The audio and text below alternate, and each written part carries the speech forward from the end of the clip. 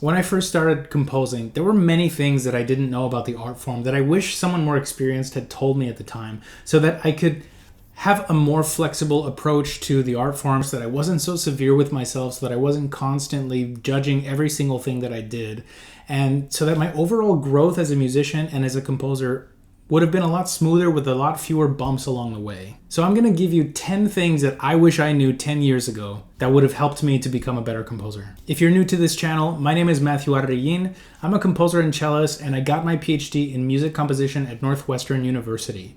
I also founded the Sound Painters Studio, which is an online community for composers who are looking to take their music to the next level under my guidance. If you're interested in joining the free version of this community, you can find a link to that in the description. On this channel, you can find content on music theory, music composition, you can find my music, and I've also done a handful of Dorico tutorials for folks who have been transitioning from Finale to Dorico. If there are questions that you have about composition, theory, or Dorico, let me know what they are in the comments and I'll see if I can cover them in a future video. As always, if you like this kind of content, feel free to like and subscribe to support my channel, as it helps me to continue making videos like this to help the composition community. Now, number one, don't let music theory stop you. Don't let a perceived lack of theory knowledge prevent you from composing. When I started my undergraduate studies at the University of New Mexico, I spent 2 years under the impression that I had to go through the 2-year music theory sequence before I could even start composing. And so I always regretted that. I basically lost 2 years of my life that I could have spent composing and learning by doing. I spent instead just trying to learn the basic fundamentals of music theory, which in the end didn't even apply in my music because I started doing things that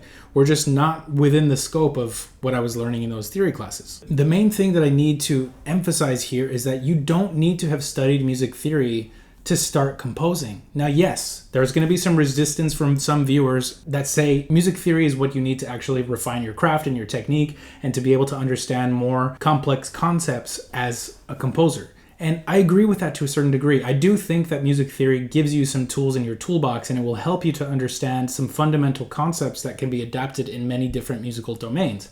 However, there are also really great examples of musicians and composers in the past who never took a single music theory class. One of the best examples that I like to give is the guitarist of the Mars Volta, one of my favorite bands, who also happens to be from my hometown of El Paso, Texas. The guitarist's name is Omar Rodriguez Lopez.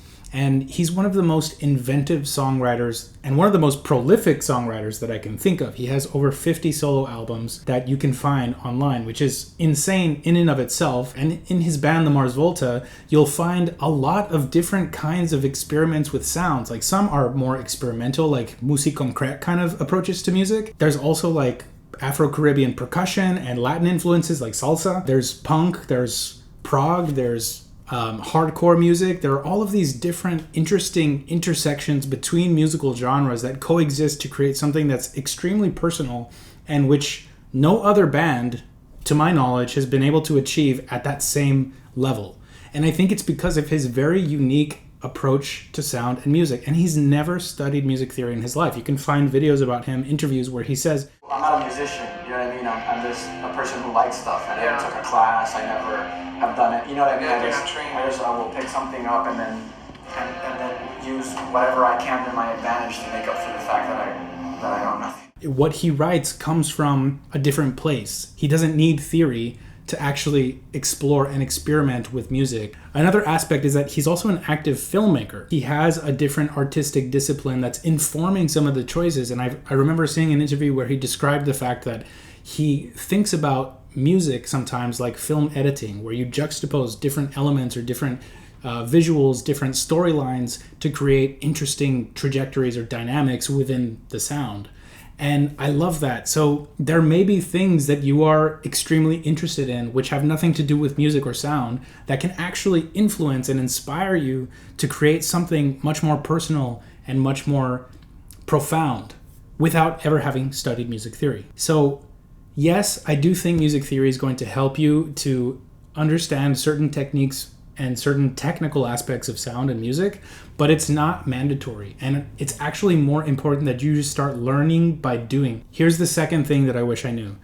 Once you actually do go through the steps of learning music theory, if that's important to you, don't let it become a cage. Don't let it limit your ideas. Because sometimes we think, well, I've learned all of these different techniques. I've learned all of these different chords, all of these different combinations. So this is what I can do in music.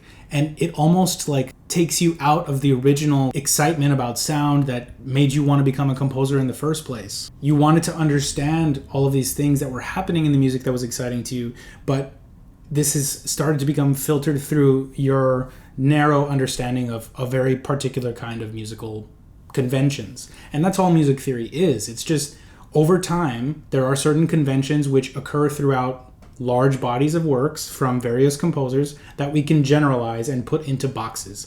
That's how we get species counterpoint. That's how we get 4-part harmony. Once you get into the 19th century, like romantic harmony, a lot of these things start to break down anyway. You have to be free enough to explore things outside of your realm of understanding. Don't let music theory become a cage. Number 3, and this is going to apply especially to composers of concert music, composers of notated music for the concert hall. Do not become obsessed and don't fetishize pitch structures, because most listeners are not going to hear them anyway unless they have perfect pitch, and even then, like, it might be a distraction for them from appreciating the music on its own, because there are so many different layers of the compositional process that you can pay attention to make the music interesting and to have a beautiful arc of sound without worrying too much about pitch structures. Don't become obsessed with trying to create an immaculate and pristine pitch structure, because most listeners don't even hear that anyways. This is already sort of like an old-fashioned concept, like a very Beethovenian concept, which may not necessarily apply, particularly if you're writing music that's not in the tonal system or the 12-tone system.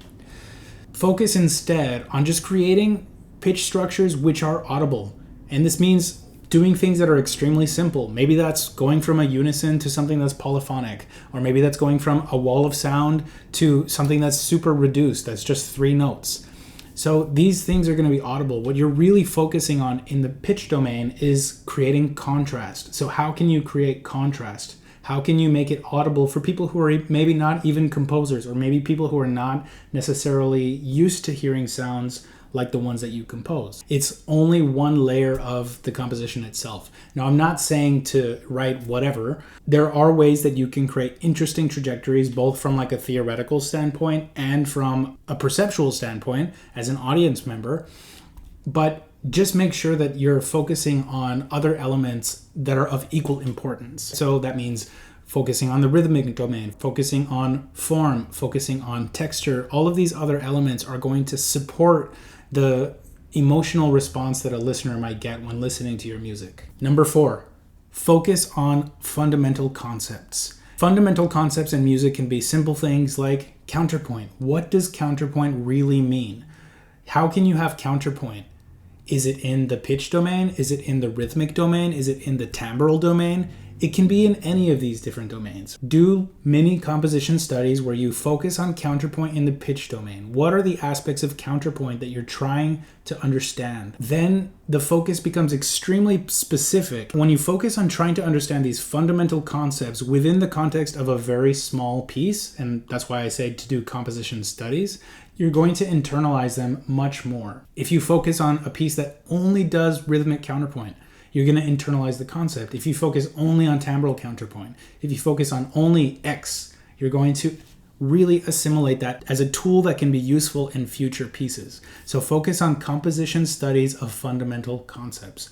Now, over time, when you start writing larger pieces, your pieces themselves will function as studies of a collection of different concepts, but you have to be really conscious about each of the different individual constituent layers so that you can start to develop your own vocabulary and grow from piece to piece so that you don't get stuck within one specific kind of composition.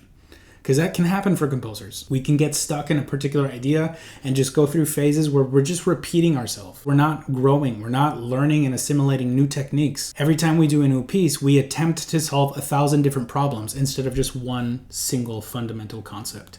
So that's something that I wish I knew before, is just try to do these little studies. Don't try to write long pieces. It's like when I learned how to draw and paint. I would do these exercises of trying to do a gradation from black to white.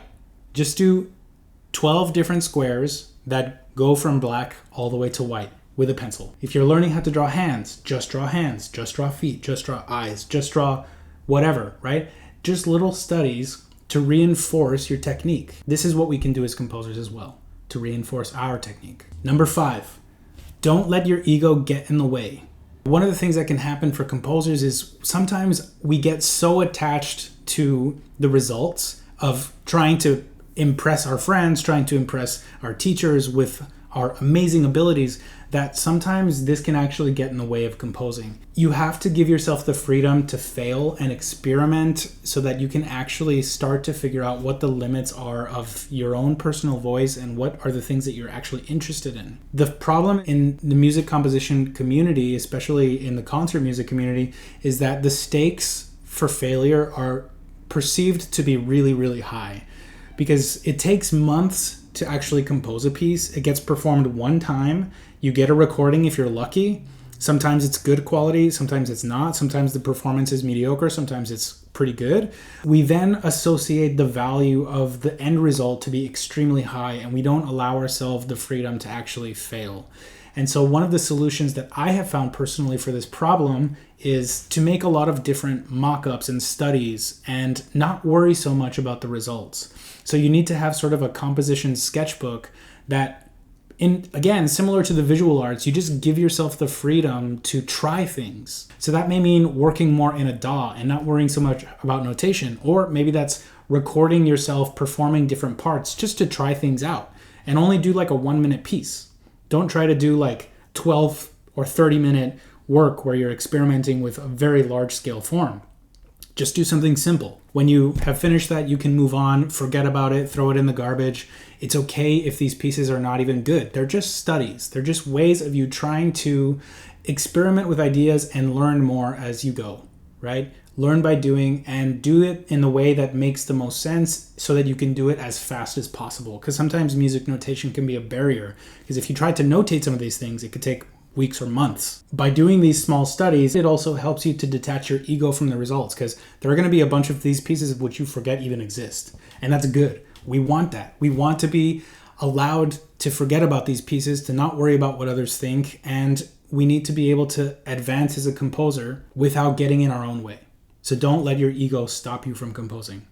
Don't let concert performances of your music be the only way in which you experience your music, because that's going to put all your eggs in one basket, and that's going to give it way too much, like a disproportionate amount of value relative to what you should be creating. Number 6, don't worry about finding your voice. A lot of composers are really focused on trying to find their voice, about trying to be personal, about trying to have originality.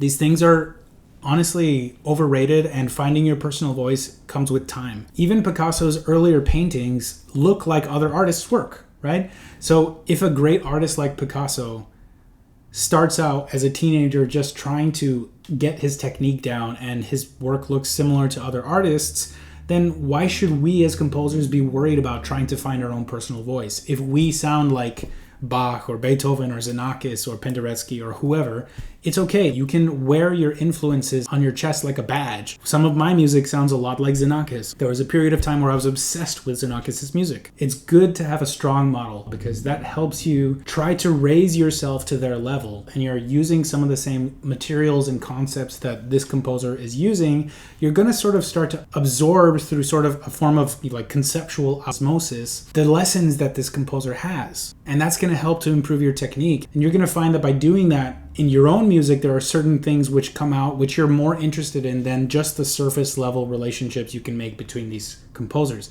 And so those are the things you're going to focus on. And as you continue this process over a long period of time, you're going to start to naturally just establish your own vocabulary, and that's going to sound more like you than it would like the composer who you drew that thing from in the first place. Number 7, don't worry about copying.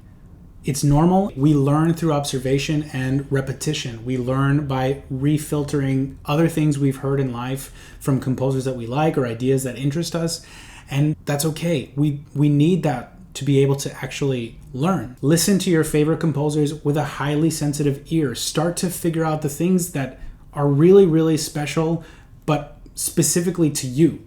That may not necessarily be special even to the composer themselves or to other people. There may be just things that jump out at you, and see if you can just zero in on what those things are and start to experiment with those things as a starting point in your next piece. So, for example, if you like a particular sonority that you hear in a Bartók string quartet, what if there was an entire piece that was just about that sonority? Or what if it was just about this XYZ element, right? So I feel like this is something that we need to be okay with, and this is how we learn in general. This is how we learn as children. This is how we learn as artists. Number 8. I'm going to reinforce lessons from earlier. Don't try to write massive symphonic works. Don't try to dialogue with genres at a really high level. Don't try to write like the next late Beethoven string quartets. Eventually, these things may emerge naturally and you may just have ideas which require a much longer time scale. But I would recommend just starting small. Composition studies, sketches that you can forget about, miniatures. You may not have the tools to be able to write long pieces. Maybe what you need right now is to focus on learning how can you do something simple and develop it. Now, I've made content in my channel before about how to actually take an idea and give it form. So if you're interested in that kind of thing, then you can find a link to it. It's going to appear on the screen and you can watch a video about that. Just focus on composing short pieces that accomplish one thing. Just do one piece about rhythmic counterpoint and then move on. One piece about timbre melodies. One piece about melodic contour and constructing a really powerful apex. Number 9, one of the most important lessons, and this is related to not letting your ego get in the way. Do not judge your music as you compose it. That should be left for a later stage of composition. So it's not that I'm saying compose uncritically. What I'm saying is don't actively judge it as you're composing, because this can slow you down. If you're constantly second guessing yourself or you have a lot of self-doubt about every single decision that you make, it's going to bottleneck the process and it's going to stunt the growth of the materials. Later on, as you're starting to negotiate how that fits with other pieces, you can start to say, well, maybe I can adjust this element or maybe I can modify this particular aspect of this section, but you don't want to necessarily be doing that as you're actively composing, because something that can happen is like maybe you had a conversation once with a pianist who said, oh, I really don't think that composer should do this. And then that gets stuck in your mind. And every time you're writing for piano, you think, oh, that one person told me this one time that I shouldn't do this. And that's like cutting off an idea. But if you don't think about that pianist as you're composing, you just try to figure out what the idea wants to do. And you let it be more free. Number 10, this is the last lesson. Don't take critiques personally. They're not assaults on you as an artist or as a human being. They are just another composer's, whether they're more experienced or at your same level, perspective into your music from their own unique angle. And so these are just ways that they're trying to lend you the lessons that they have accumulated over the course of the development of their musicianship and their voice as a composer. So don't take it personally. It could be that their form of communication is a little bit blunt and it feels more personal. It feels like the way that you should receive it is emotional, but we have to try to detach ourselves again from the results so that we can just learn. Subtract your ego from the equation. Pretend someone else wrote that piece and imagine that you're being offered a golden nugget about what that person might have learned if they had done X, Y, or Z. Try to just simply rationalize the feedback and take what's good about it and leave the rest out. You don't need all of it. It could be that one particular aspect of the feedback is actually consequential and helps you to grow and make it to the next level as a composer. But maybe it's not all of it. Maybe it's just that one little thing, and that's going to stick with you. Don't worry about everything else. Just try to detach yourself from it. Don't be so sensitive about your music. And I know part of it is that we get one performance after writing a piece for 6 months. That's really hard. I've experienced this many times in my life. And it's really hard not to be completely attached and to have your sense of value as a human being and as a composer connected to your music. But it's not. These things are really not the same thing, right? Your value is not determined by the kind of music that you write. The music that you write is just the music that you write. It's not who you are. It's just something that you do. So don't take the critiques personally. Just use them as stepping stones to get to the next level. And if they're useful, great. If they're not, don't worry about it. Even if it's from an experienced composer. I've experienced that myself. I've had a masterclass with many famous composers, and some of the feedback I got from them was useful, some of them was not. My life is basically unchanged by that.